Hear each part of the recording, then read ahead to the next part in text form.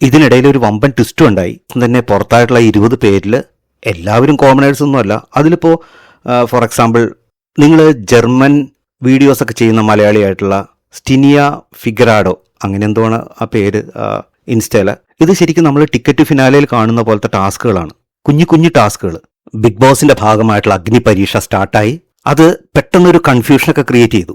ശരിക്കും പറഞ്ഞാൽ ഒഫീഷ്യലായിട്ട് ഇന്ന് രാത്രി 9 മണിക്കാണ് TV-യിൽ സ്ട്രീം ചെയ്യുന്നത് എപ്പിസോഡായിട്ട്. പക്ഷേ ഇത് വെളുപ്പിന് 12 മണിക്ക് ഹോട്ട്സ്റ്റാറിൽ സ്ട്രീം ചെയ്തു. പലർക്കും അതുകൊണ്ട് കാണാൻ സാധിച്ചിട്ടില്ല.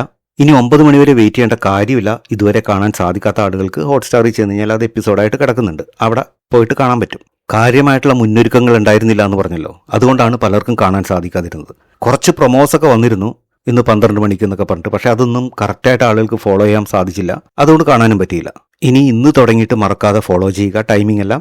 അതുപോലെ ബിഗ് ബോസ് മാത്രം ഞാൻ കാണുന്നുള്ളൂ, അഗ്നിപരീക്ഷ കാണുന്നില്ല എന്ന് പറയുന്നവരോട്, അല്ലെങ്കിൽ അങ്ങനെ കരുതുന്നവരോട്, ഇത് ശരിക്കും നമ്മൾ ടിക്കറ്റ് ഫിനാലയിൽ കാണുന്ന പോലത്തെ ടാസ്കുകളാണ്, കുഞ്ഞു കുഞ്ഞു ടാസ്കുകൾ.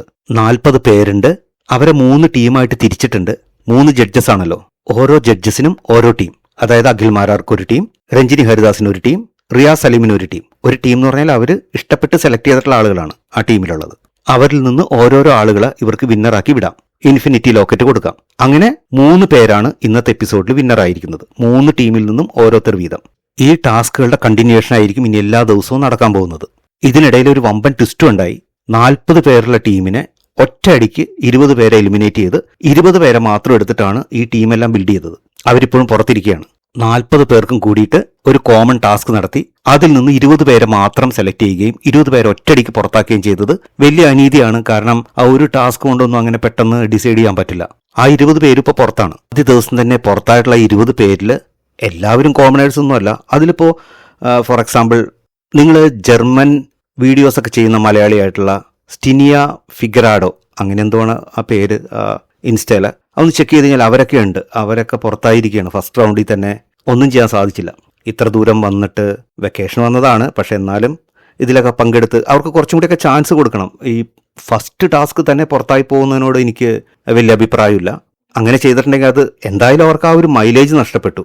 ഇനിയുള്ള ടാസ്കിൽ ഏറെ ദൂരം ഓടിയാലേ അവർക്ക് മുന്നോട്ട് എത്താൻ സാധിക്കുകയുള്ളൂ. എന്തായാലും കാത്തിരുന്ന് കാണാം. നിങ്ങളുടെ അഭിപ്രായത്തിൽ അഗ്നി പരീക്ഷയിൽ തുടക്കം തന്നെ ആളുകളെ പുറത്താക്കുന്നതിനെ കുറിച്ച് നിങ്ങളുടെ അഭിപ്രായം എന്താണ്? ഒരു വിവാദമൊക്കെ ക്രിയേറ്റ് ചെയ്താലേ, ഒന്ന് കൊഴുപ്പിച്ചാലേ വേണ്ടത്ര മൈലേജ് കിട്ടുള്ളൂ എന്നുള്ളൊരു ബിഗ് ബോസ് തന്ത്രം തന്നെയല്ലേ ഇത്? നിങ്ങളുടെ അഭിപ്രായങ്ങളും നിർദ്ദേശങ്ങളും കമന്റായിട്ട് രേഖപ്പെടുത്തൂ. നമുക്ക് ഡിസ്കസ് ചെയ്യാം. പുതിയൊരു വീഡിയോ ആയിട്ട് നമുക്ക് വീണ്ടും കാണാം. Bye bye, take care.